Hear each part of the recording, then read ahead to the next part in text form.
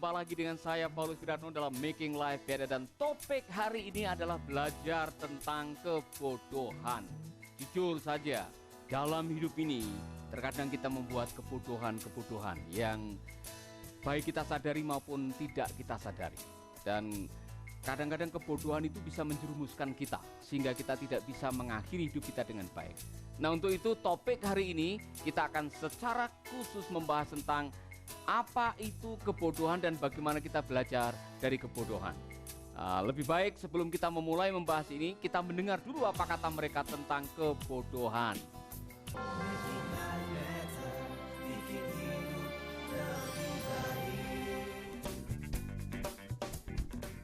Menurut saya kebodohan itu malas, kayak orang yang nggak mau kerja, nggak mau belajar. Kebodohan itu apa ya? Keterbelakangan pendidikan. Sebenarnya nggak ada sih orang namanya orang bodoh itu. Orang-orang yang berpikiran negatif aja sih. Mungkin gini, mungkin karena dia cuek, mungkin bisa jadi. Kan dari sifat cuek, dia kan jadi nggak pengen tahu dengan situasi sekitarnya gitu. Ya, menurut saya tuh dia malas. Kurang belajar. Ilmu pengetahuan kita kurang, jadi kita menjadi bodoh. Saya pernah melakukan perbuatan yang sangat bodoh. Nah, itu ada. Saya ingin belajar tentang teknologi. Karena ajakan teman, jadi saya ngambil pengetahuan yang lain. Jadi itu kan termasuk saya bodoh ya. Berantem sama teman, curi sandal teman. Di SMK, besok kan UN.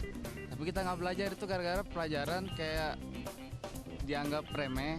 Tapi pas udah nulis pertanyaan jawaban, kita mikir, ini apa jawabannya gitu.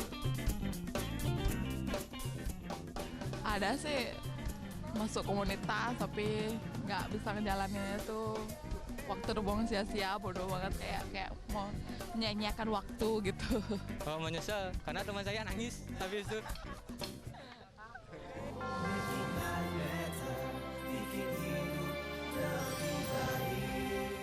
Ya, baru saja kita mendengar apa kata mereka mengenai kebodohan. Ada yang bilang bodoh itu adalah kemalasan, ada yang bilang bodoh itu karena tidak mau mendengar, atau mungkin bodoh itu karena kita tidak memperhatikan, tidak mau belajar dari kesalahan. Tapi yang jelas saudara-saudara, jawaban yang paling tepat kebodohan itu seperti apa, kita akan belajar dari Lukas pasal 12. Nah, kita melihat di dalam Injil Lukas pasal 12, Yesus menceritakan tentang seorang yang dianggap bodoh, padahal dia adalah orang yang kaya raya menurut standar dunia. Orang ini termasuk sukses secara materi. Tapi Yesus mengatakan pemuda ini sebagai pemuda yang bodoh. Nah, tentunya saya pribadi, saya tidak suka mendengar kata kamu bodoh. Saya tidak ingin nanti waktu masuk surga disalami, hei hambaku Paulus yang bodoh. Tidak enak didengar. Oleh karena itu kita akan belajar bodohnya di mana. Nah, sebelumnya saya mau kasih tahu sebuah penelitian saya begini. Apa sih bedanya orang pintar dengan orang bodoh? Orang pintar dia mau belajar dari kebodohan orang lain. Sedangkan orang bodoh walaupun dikelilingi orang pintar, dia tidak mau belajar dari kepintaran orang. Nah, kita mau belajar dari kebodohan orang bodoh ini supaya kita bisa menjadi bijaksana. Amin. Oleh sebab itu mari kita akan coba membahas alasan mengapa orang ini dibilang bodoh. Di dalam Injil Lukas pasal yang ke-12, sebetulnya konteksnya adalah mengenai kekhawatiran. Ada orang muda yang datang kepada Tuhan Yesus dan mengatakan, "Guru, kasih tahu saudara saya supaya dia mau berbagi warisan dengan saya." Yesus mengatakan, "Siapa yang telah mengangkat aku menjadi hakim kalian?" Kemudian Yesus mengatakan, "Waspadalah terhadap ketamakan." Setelah itu dijabarkan, belajarlah dari pemuda yang bodoh, yang dia pekerjaannya setiap hari hanya membangun lumbung, merombak lumbung, menanam, memanen, membangun lumbung, dan tidak pernah berpikir bahwa hidupnya adalah singkat. Hidupnya habis hanya untuk membangun, mengumpulkan, membangun, mengumpulkan. Dan saat dia sudah memiliki segalanya dan mau menikmati apa yang dimiliki, malam itu dia mati. Saudaraku, ada pertanyaan di akhir kisah itu. Lalu untuk siapakah nanti harta yang sudah dikumpulkan bertahun-tahun lamanya? Bodoh.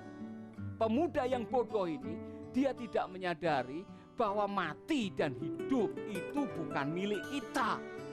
Mati dan hidup itu ada di tangan Tuhan. Antara hidup dan mati itu ada di tangan Tuhan.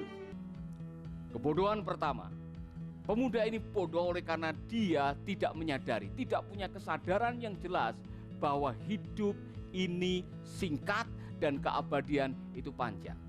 Dia tidak menyadari bahwa harta benda yang dikumpulkan bertahun-tahun lamanya tidak bisa memperpanjang umurnya dan tidak bisa menunda kematian. Saudaraku, sadar atau tidak, kadang-kadang kita terlena dengan kenikmatan dunia dan kita tidak menyadari bahwa hidup ini bukan milik kita. Hidup ini milik Tuhan. Oleh karena itu kita harus menjadi bijaksana. Caranya bagaimana? Gunakanlah setiap waktu untuk memuliakan nama Tuhan, bukan melupakan Tuhan. Life is short. Hidup ini singkat. Apa kata Ayub? Apa kata Mazmur? Apa kata Petrus? Semuanya mengatakan hidup ini singkat seperti uap. Hidup ini seperti rumput dan kemuliaannya seperti bunga rumput. Digambarkan, orang Jawa mengatakan jarene mung mampir ngombe wae. Saudara tahu artinya? Hidup ini seperti singgah minum, bukan minum-minum. Kalau minum-minum bisa semalaman, tapi kalau singgah minum itu akan sebentar saja. Nah, apa konsekuensi dari hidup yang singkat ini? Karena hidup ini singkat sedangkan keabadian itu panjang. Di hidup yang singkat lakukanlah sesuatu yang punya dampak untuk keabadian yang panjang. Jangan hanya untuk makan, minum, kemudian kita lupa bahwa setelah meninggalkan dunia ini masih ada kehidupan yang kedua kali yang harus kita hidupi. Konsekuensi yang kedua, jangan bermain-main dengan hidup. Kalau hidup ini adalah singkat, mari kita hidupi dengan terhormat sehingga waktu kita mati terhormat, bukan mati sia-sia. Tandanya seperti apa? Waktu kita mati banyak tetangga yang datang dan menangis dan mengatakan, aduh kenapa dia mati terlalu cepat, hidupnya telah menjadi berkat buat saya. Itu mati terhormat. Tapi kalau waktu saudara mati, semua tetangga potong binatang dan bikin syukuran dan mengatakan haleluya, sudah lama saya berdoa buat bapak itu kayak mati sambar petir. Mati saudara bukan terhormat. Apa itu mati terhormat? Kita mati dengan iman yang kuat, mati dalam keadaan rumah tangga yang masih utuh, mati dalam keadaan anak-anak sehat dan kita masih mencintai Tuhan. Itu mati terhormat. Saya tidak ingin mati dibilang bodoh karena kita tidak tahu bahwa hidup ini adalah singkat. Begini, saudara tahu bahwa hidup adalah sebuah misteri. Hidup dan mati ini adalah misteri. Apa yang saya maksudkan dengan misteri begini?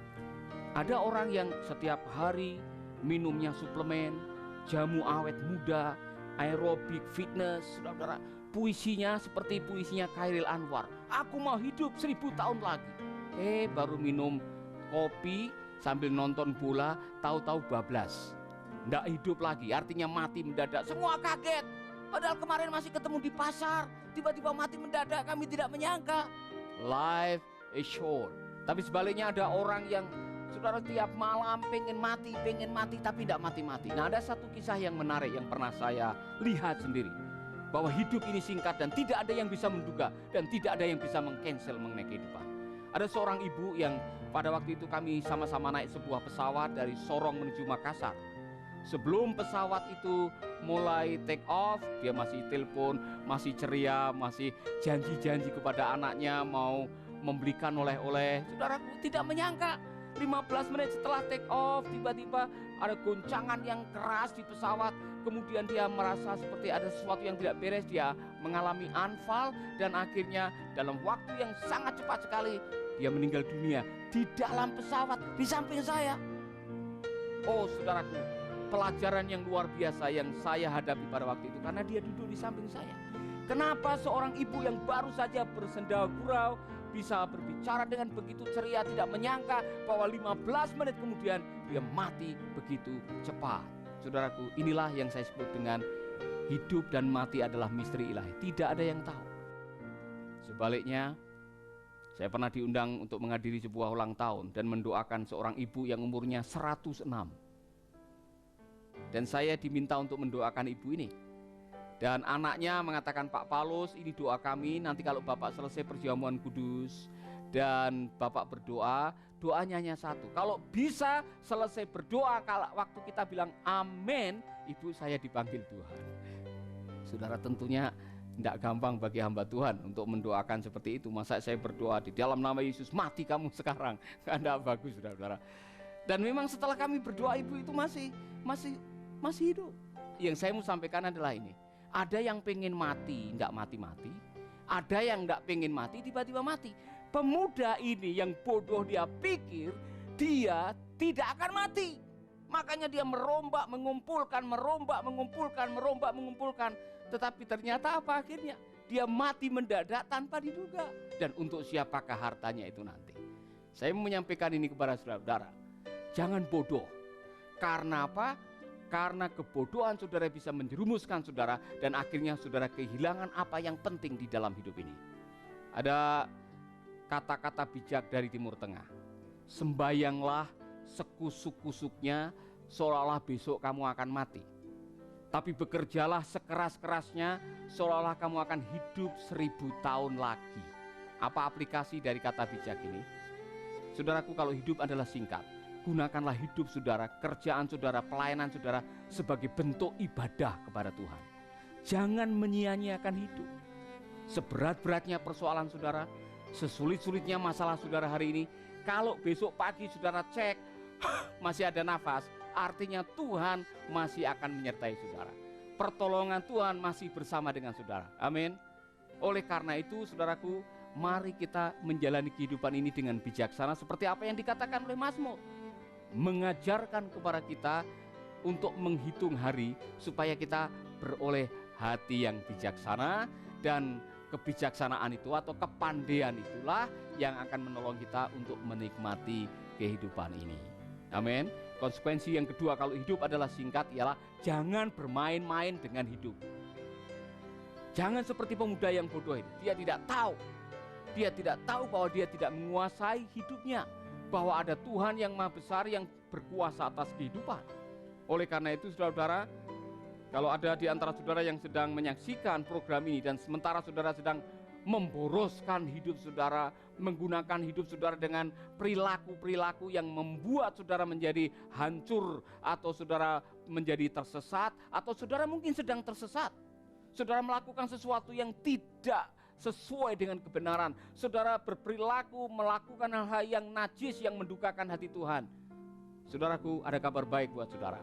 Dia yang punya hidup, dia rindu untuk saudara bisa menyerahkan hidup saudara, dan dia bisa memulihkan hidup saudara, dan dia bisa menolong saudara untuk menemukan kehidupan, karena dia mengatakan, akulah jalan, kebenaran, dan hidup.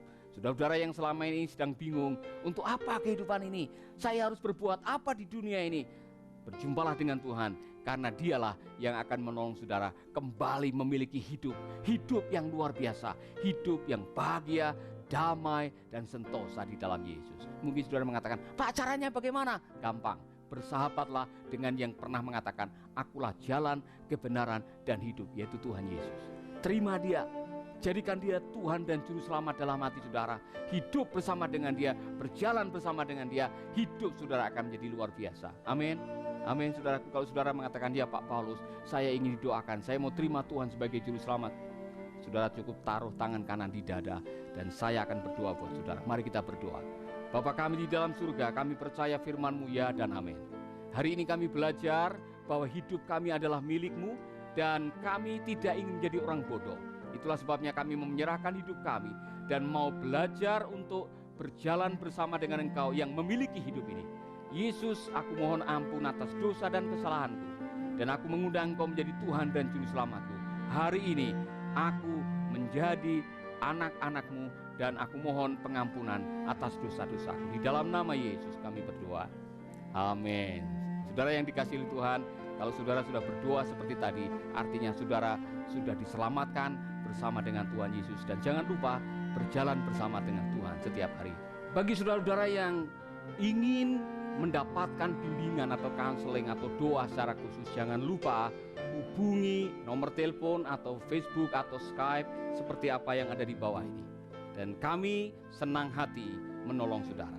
dan dengarkanlah Making Life Better seri yang berikutnya. Tuhan memberkati.